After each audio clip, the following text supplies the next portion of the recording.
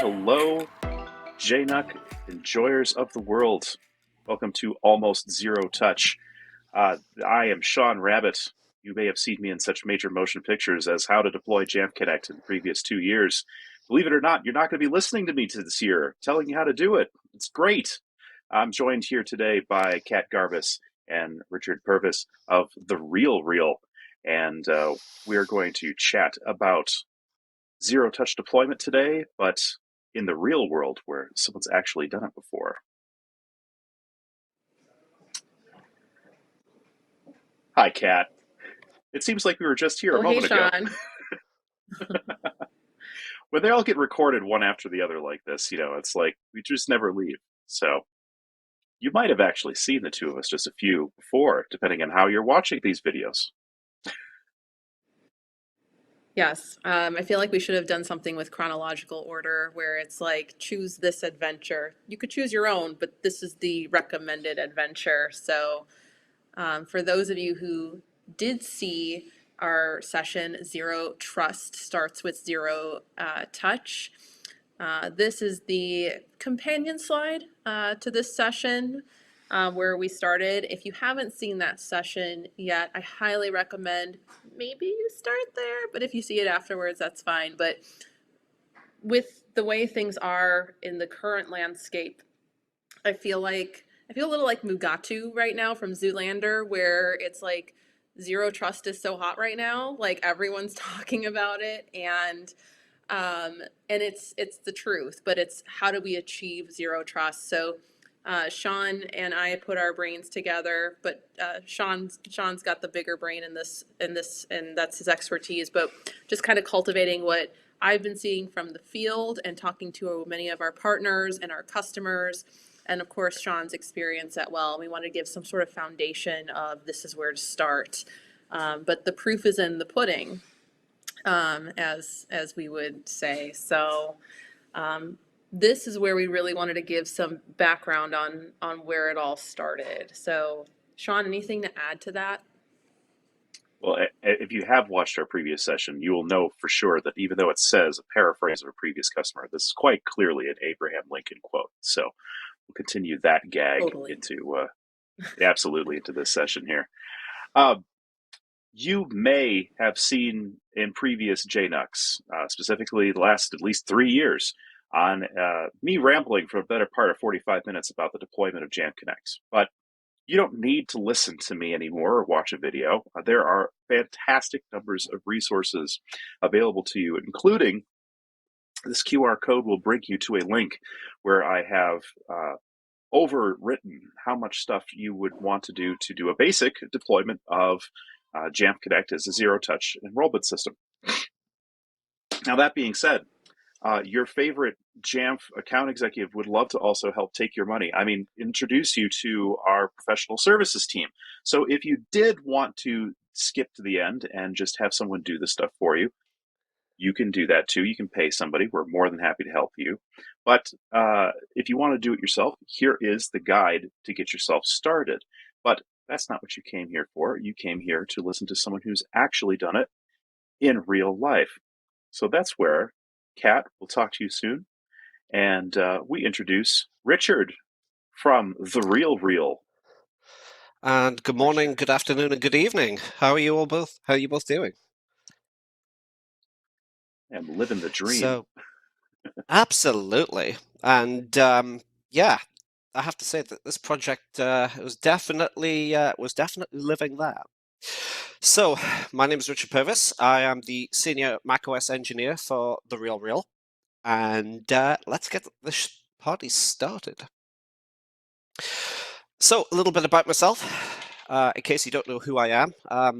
I once presented at JNUC 2017, coughed and deafened half the audience. I've got a bit of a cough again, so hopefully I won't pull the same trick twice. So like I say, I am the senior macOS engineer for The Real Real. I am also the only macOS engineer for The Real Real. I've been a US green card holder and permanent resident since December 2019. The Real Real is actually my first job since moving to the US. I've got quite the background in working in media and education. And if you know anything about The Real Real, well, The Real Real is in the retail sector, so I can add that to as well now. People have probably talked to me before on the various social media platforms. I'm predominantly found on both Slack and Jamf Nation as username Franton.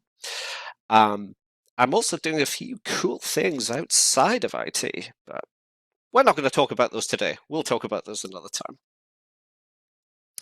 So a bit about the company I work for. I would imagine a few people have not heard of it before. But what we are is a consignor marketplace, and we do authenticated luxury consignment. So if you want to, have an old watch or an old bag, rather than just putting it in the landfill, you can consign it through us. Somebody else will then, pick it up, and we then, after our cut, we then give you your lion's share of the money. And what that does is it enables us to encourage what we call the circular economy. So rather than just making things and then throwing it in the landfill, we're trying to encourage socially and environmentally conscious shopping behavior. And the cool thing is that as far as the company itself is concerned, we're actually about 70-30 in favor of Apple devices, whether it be laptops, iMacs, phones. So, we're predominantly Apple. And as you can see in the picture there, that's actually one of our retail stores. I believe that one is actually New York. So you can just wander in and have a look around. It's not just an online provider. So, story time. So, as you heard, I moved to the US right at the end of 2019. I joined TRR in March 2020. This couldn't have been any better timing because it was right before COVID landed. So there were some interesting challenges that all happened in a very, very short space of time. Obviously, the rapid and forced transition to remote working being one of them. But when I joined, that wasn't the thing. I was given a Mac laptop during my induction. I noticed the following things. Somebody had hand built this thing. There was no automation on it. It was indeed enrolled in Jamf Pro, but Jamf Pro had no policies. It had no configuration profiles. In fact, it didn't have much of anything. But it was also bound to AD. And I shrugged at that one a bit. I was like, really? We're still binding to AD in 2020? What was really shocking was my user account was already present on the machine, which meant that somebody who had built the machine had logged into it with my credentials and then handed me my credentials. And yeah, okay. And they've given me this laptop, but it's then not attached to any kind of corporate Wi-Fi. In fact, it had no corporate network connection on it whatsoever outside of, what Ethernet I was able to pull out of the training room I was in at the time. Yeah, that was literally my first reaction. It was just like, oh, what have I wandered into? And then followed very, very quickly before the end of the induction session I was in by going, yes, I have to fix all the things. And I didn't realize at the time, in fact, nobody did, that we were going to have severe time pressures on this stuff, which is one of the reasons why, thank you, Ben. Yes, there was going to be no faffing around on this one. There was going to be no time for luxury. Everything was of the essence. We're going to have to do this thing quickly. But there was a very, very important note to remember. And that is, my employer is not IBM. I am not part of a large team, or rather, there are a large amount of IT staff, but they are there to do support. I am carrying the can for this one. So it means I get to do cool things, but I have to temper certain expectations. I can't just, hand code a lot of stuff. So I have to reach out and use some off-the-shelf stuff. So the first thing that you do is, once you've identified all the problems, you come up with some design goals. So we want to rip off AD completely. We want it gone. We want to replace it with IDP. In this case, we're an Okta shop, because that then not only gets us cloud authentication, but it also gets us cloud MFA. We want to get rid of the hand building. So that means the first user login has to set up the Mac, and therefore it has to set up the Mac for that user. If I need to make changes to the deployment, I need to make it as easy as possible. We will go into a little bit of detail later of how that was achieved. Anything that involves DEP or ADEs, it's now called, and user-initiated enrollment has to carry over. It has to be much the same kind of process, at least as the end user experience is concerned. We need to be able to also retrofit existing devices to the new build. So that means doing things in such a way as to get rid of Active Directory without people noticing, and preferably without rebooting in the middle of the day. And we also needed to improve the Wi-Fi onboarding experience. So everything I'm going to talk to you right now is possible with Jamf Pro, Jamf Connect, DEP Notify, and I call it Z-Shell goodness, but there was a lot of Z-Shell. After we go from the design goals, here's what I call the deployment pyramid. This structure I actually borrowed from Marco Young when he was at Oxford University quite a few years ago. You know, if ideas are good and they're still valid, use them. So I don't claim full credit for this, I just claim credit for this implementation. And the idea is everybody starts off at the bottom.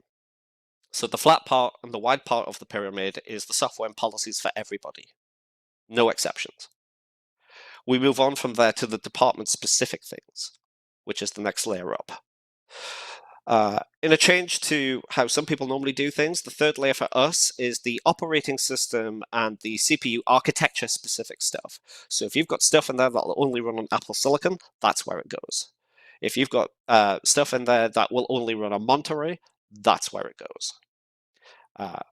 And so same and so forth for Intel and whatever older OSs that you wish to support.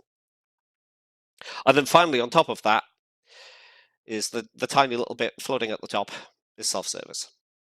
So we try and empower users and techs as much as possible through self-service. Welcome to your new Mac. Now here's how to log in.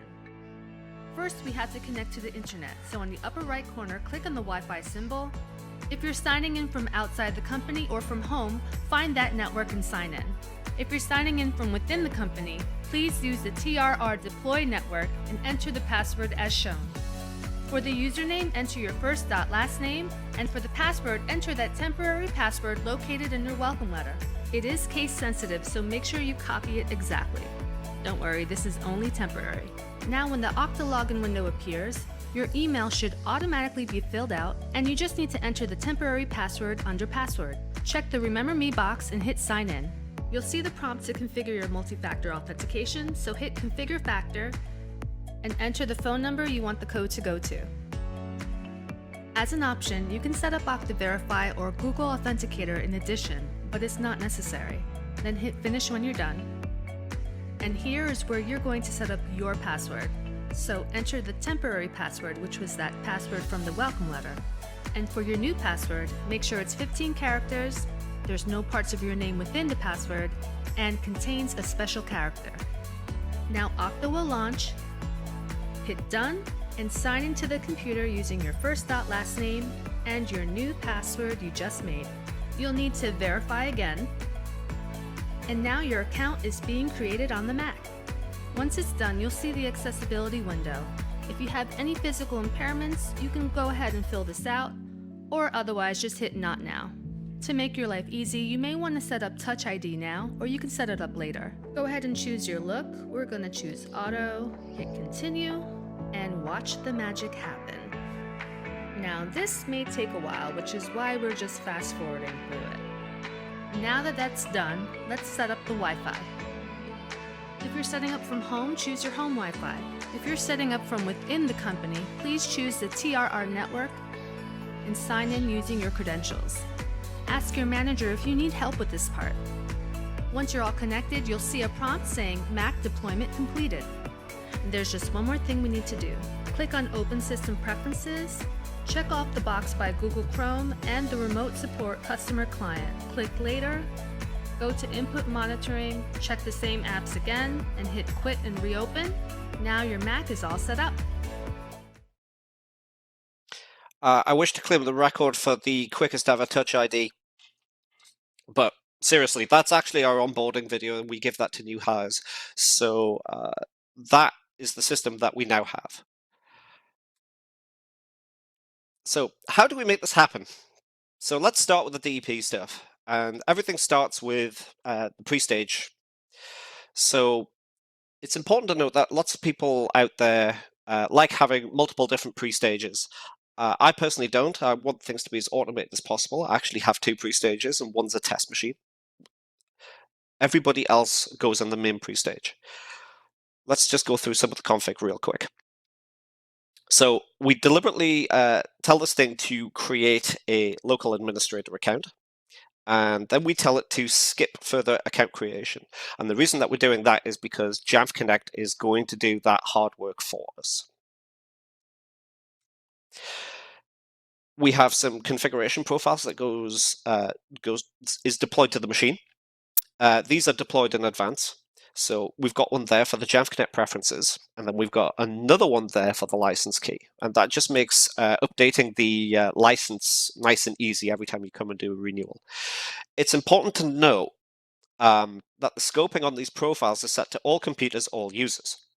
And there's a very good practical reason for this. I mean, first of all, you want it on every machine everywhere.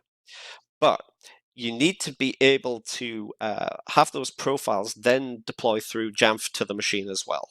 And they also have to then be scoped to all computers, all users. If you put any kind of scoping in there, what actually happens is that they will deploy to the pre-stage to the machine.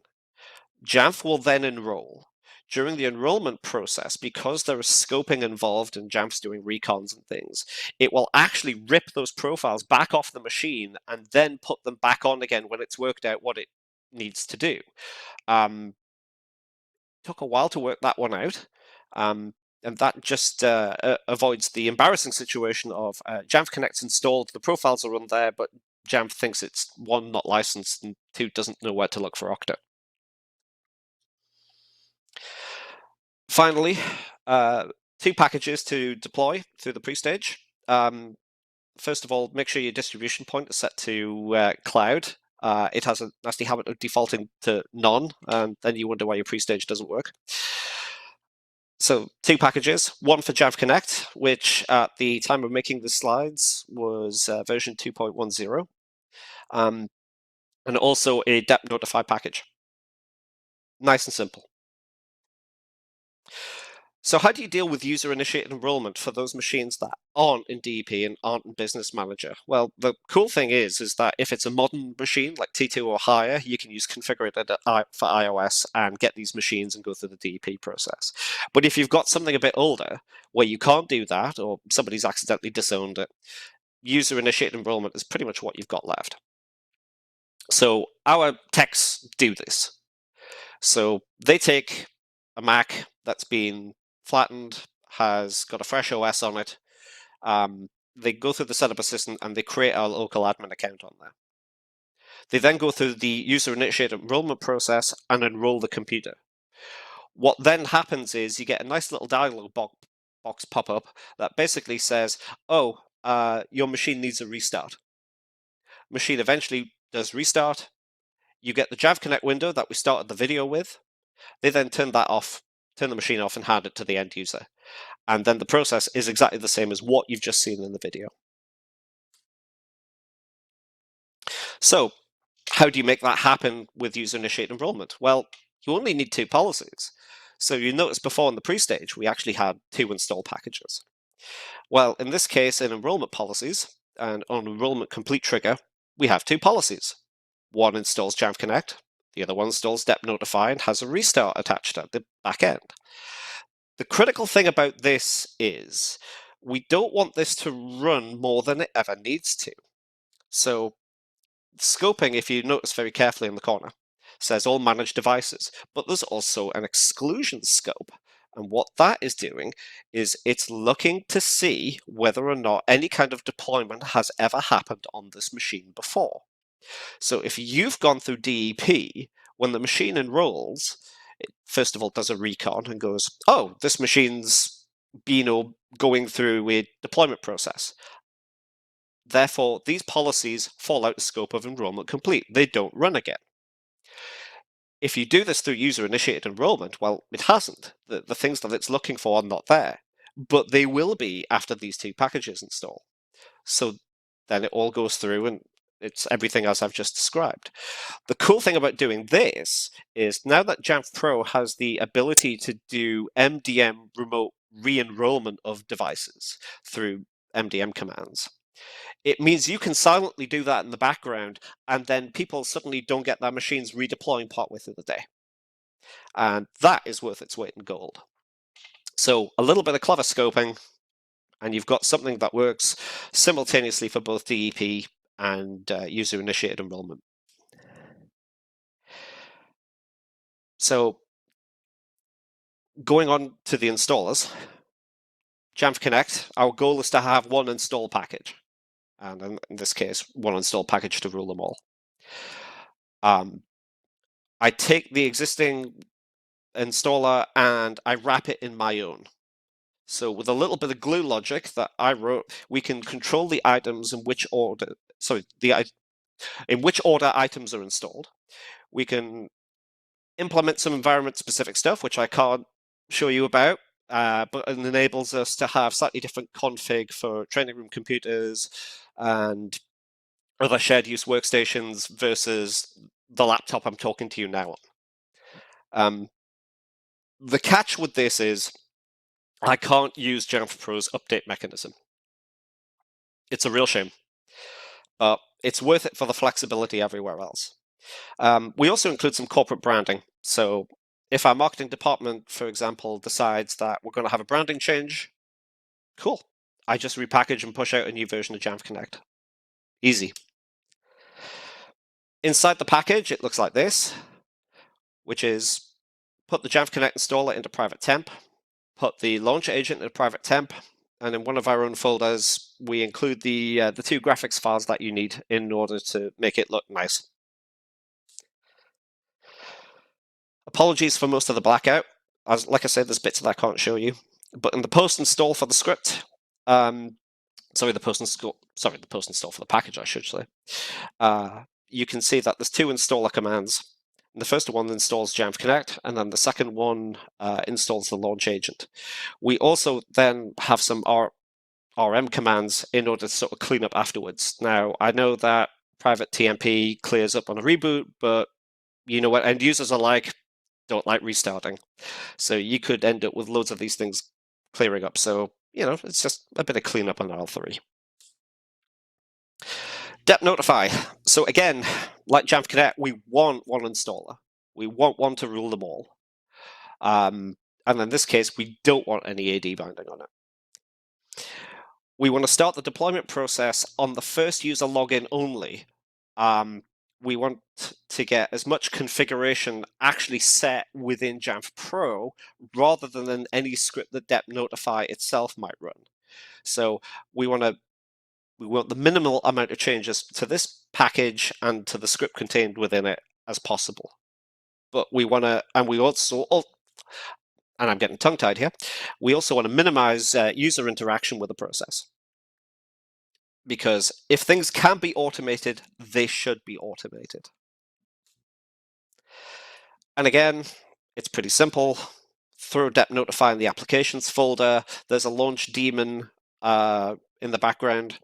There's some deployment images to make things look nice and pretty, and there's the DEP Notify script itself. And all that happens is that the launch daemon loads the DEP Notify script itself. But some of you might be thinking, haha, he hasn't logged in yet. Launch daemons run all the time. Well, we're getting to that. So here's a slightly uncensored version of the post-install script on the package.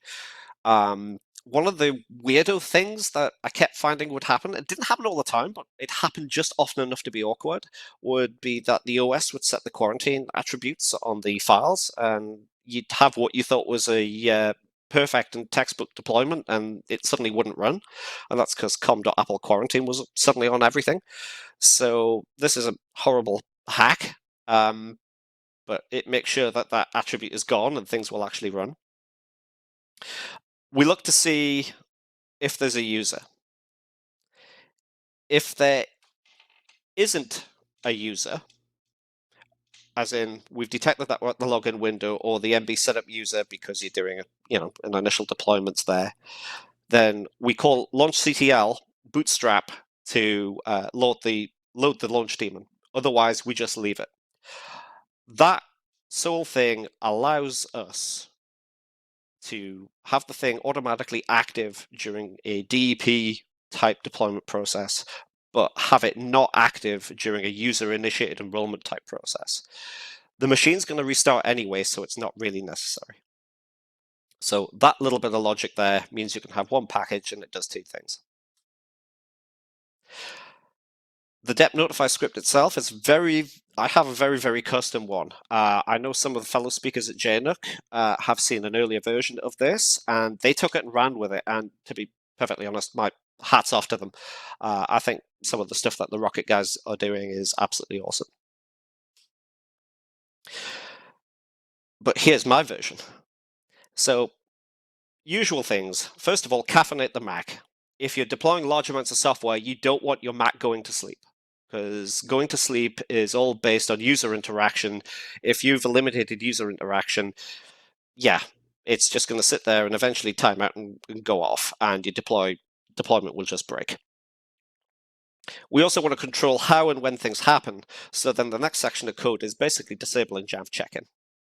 And again, we do it with the new method using launchctl boot out system, as the old methods are starting to become a little more and more unreliable. The next section is the clever bit. So remember that this thing's running all the time and it's just sitting there. Well, what it's actually doing is sitting there spinning on this one line, because the most reliable way I found of detecting whether somebody has actually physically logged into the machine or not is to detect if the doc process is running. So if you use other methods, sometimes this stuff can fire off a little too quick. So before the user interface is fully brought up by the login window process, things can go horribly wrong. But if doc is always the last thing to load, so if you just have this loop that looks for the doc process, it'll just happily sit there, not consume much in the way of CPU. And then when somebody does log in, doc loads, bang, this thing is going to fire. That's the point where we then, with the next lines, work out who the current user is and what the user ID, the user ID number of the user account is. Why do we want those things? Because we're using launchctl to then fire up DEP Notify at this point. We need to load DEP Notify window as the currently logged in user. We want the script in the background running as root, but DEP Notify itself, the front end, can't be run through a launch daemon, so we just load it as the user instead. The next sections of code are just checks to make sure that, first of all, Jamf is there and is properly enrolled. And then also, not only after enrollment, to make sure that you actually have a functioning internet connection. Can this thing phone home? And if you can, it moves on to the next bit. And my screen's quite tiny, so you'll have to bear with me. So what we do in section 1 is make sure that check-in hasn't managed to sneak through. So, force and unload, kill any processes that might be running for the Jamf binary if it is trying to do a check-in. The next two sections of code look complex, but it's the same thing over and over. So the first section is a lot of commands to DEP Notify to set up the window and make it look nice, but in reality what it's actually doing is it's getting the computer name for the machine. The first of our automation processes names the machine. That's complicated. It involves a lot of API queries off to a few different systems, but it works. Once you've got the name of the machine, the next thing it then does is it finds out who's logged into it. Why do we need to do this? Well, we're going to grab that information and we're going to use it in the next bit. This is the section that makes it all work. There is one policy, or rather there is one policy call, and it's to a trigger called deploy. That's it. Lots of people like to use lots and lots of custom triggers. This goes back to what I was saying earlier about, trying to have as minimal modifications on the script as possible and have it all in Jamf, because it's easy to change in Jamf, whereas repacking, resigning, re-uploading this is time consuming. So we have one trigger to run them all, and it's called deploy. And then finally, right at the end of that is a recon to make sure that all of your Jamf inventory information is up to date. And then finally, re-enable check-in.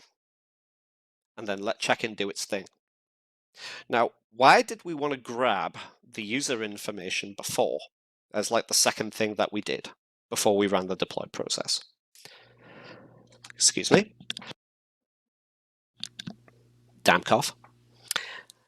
So it turns out in the user library folder, Jamf Connect writes a file. It writes a preference file. Right at the top of that file, if you're an Okta customer, is the full email address of the person who just logged into the machine. We can grab that. We can grab that very, very easily. Once you've grabbed it, you can then do things with it. And in this particular case, this slightly censored example is a stub record that's created when a device is enrolled through DEP. It always ends up with a name of DEP dash and then the serial number of the machine. You've got some basic hardware information, and that's about it. But really, this thing is just a blank record that's waiting to be populated. What you can do is, once you've got the email address, you can plug that through Jamf API into the username.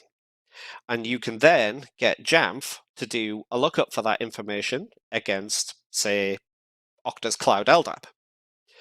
That then will then populate the rest of the fields. So we have username, full name, email address, position, department, building, any other bits of information that you've got in any of the other fields that you may be collecting or may not be collecting. We've got a proper name on the machine. And at which point, what you then are able to do is your single deploy policy, you can scope all of your policies off the information that you've just collected. And then the machine is effectively personalized for that user on their first login. So yeah, we grab the user email, we put it into Jamf, and the best bit is we know who's got what device, because all you've got to do is to rerun that same script over and over periodically, and if somebody hands the machine over to someone else and somebody else manages to log into it, you know who's then got it, as long as the account's obviously valid. Here's an example of some of the deployment policies that we've got. This is in the master section. What you can see is we've got things like set the computer name, deploy BOMGAR, EDR, and a few other bits of software. And there's different, you'll notice that it's all set to ongoing. It's all set, with the exception of the computer name, set to deploy, but all the scoping's different. So for example, if you look there at 2 from the bottom, which is Slack, you'll notice that 7 different departments get Slack, but that's not everybody. But you have other things there that are scoped to everybody. You've got Rosetta there, which is only scoped to Apple Silicon machines. So, with just the correct scoping, the world's your oyster. You literally only need one trigger to do it all. And with that... Richard, thank you so very much for taking time to spell this out and also sharing some of the creativity.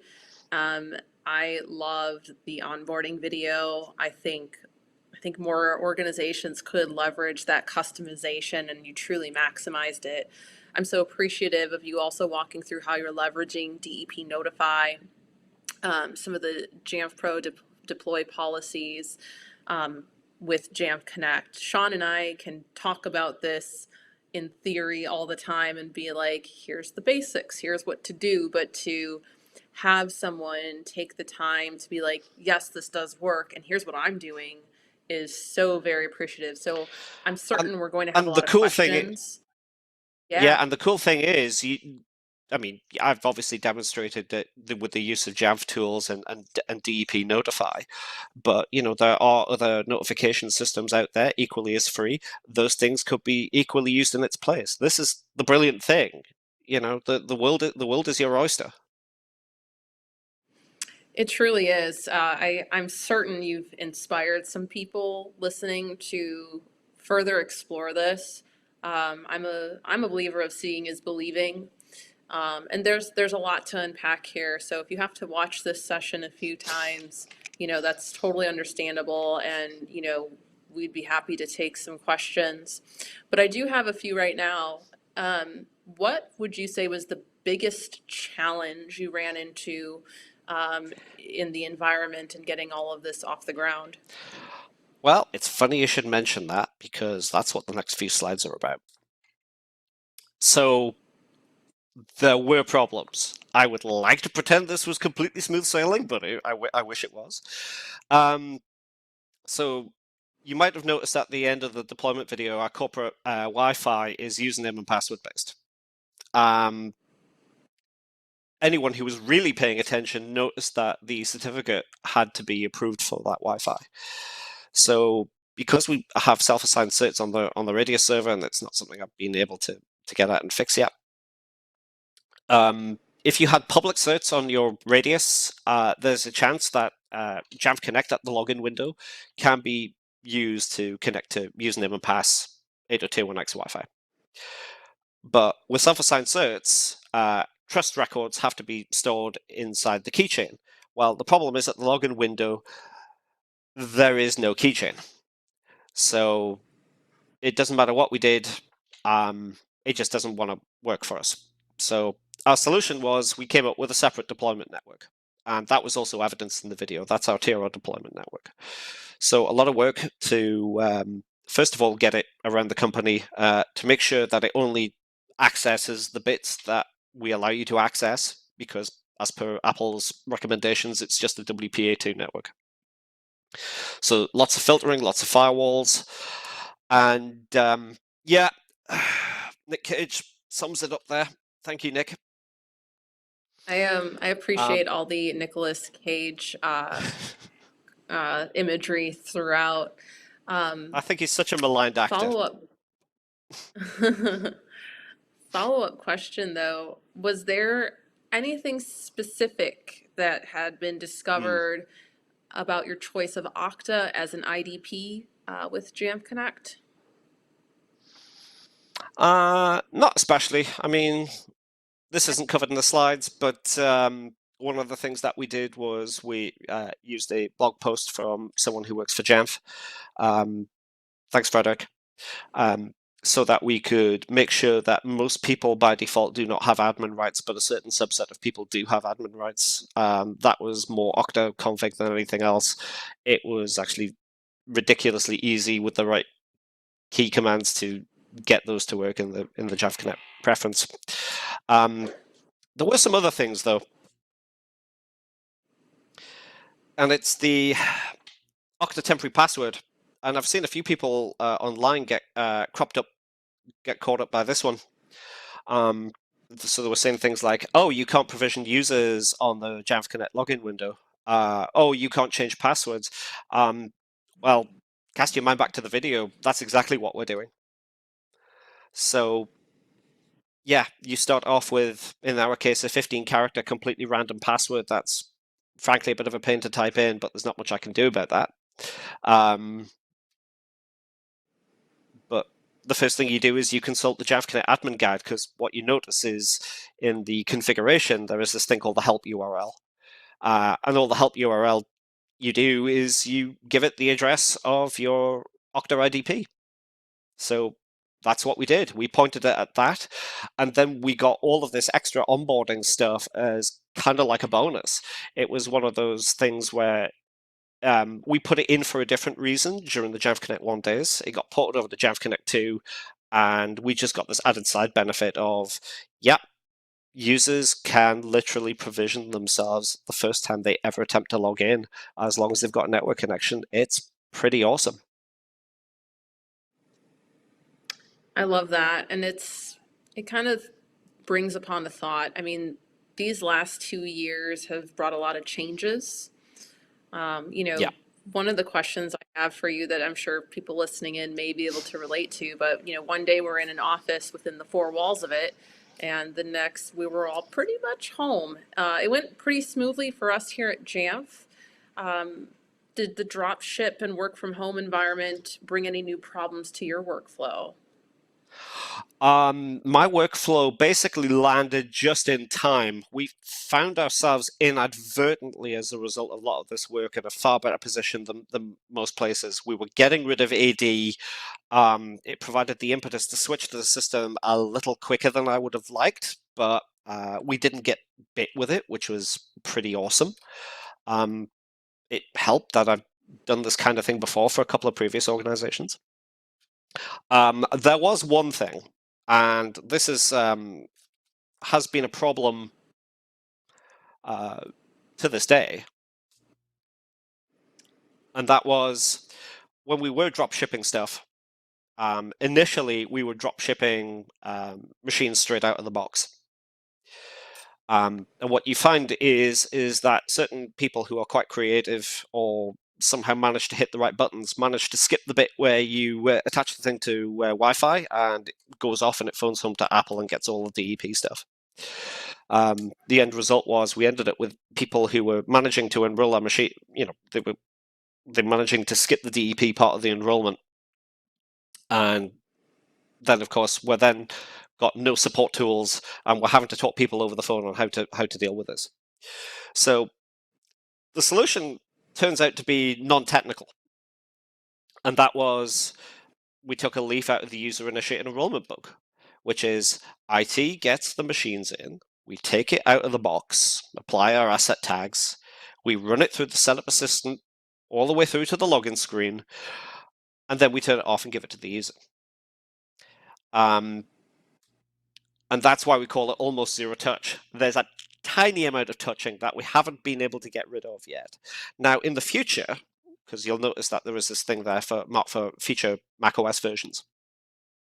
In the future, in Ventura, Apple has put in a thing where if you do have DEP enrolled machines, it is going to require a network connection. The catch being that it has to have gone through DEP at least once, which is fair enough, I guess. But what it means is our IT techs do it once, and then if the user's got it at home and they somehow manage to erase the computer, and some of our engineers are actually talking about having that functionality for when they massively mess up their machines with things like Homebrew. Having the thing basically be DEP unskippable is going to be pretty awesome in Ventura going forward. So with that, so how do we do? Well, we got more setup, which is more better. We got more flexibility, which is definitely more better. But unfortunately, we also got more Wi-Fi, which is not more better. And yeah, even Nick Cage agrees with that one. But, you know, IT's about compromises. And if Wi-Fi is the compromise, so be it. I can live with that. Well, perfect. Well, for those listening in, we hope that this prompts some discussions. I know this is virtual right now. So if you have any questions, please contact us, info@jamf.com on the session. Sean and our team here and myself would be happy to help. And for those of you in person, we hope to see you in person and answer your questions live. So thank you so much for being with us today.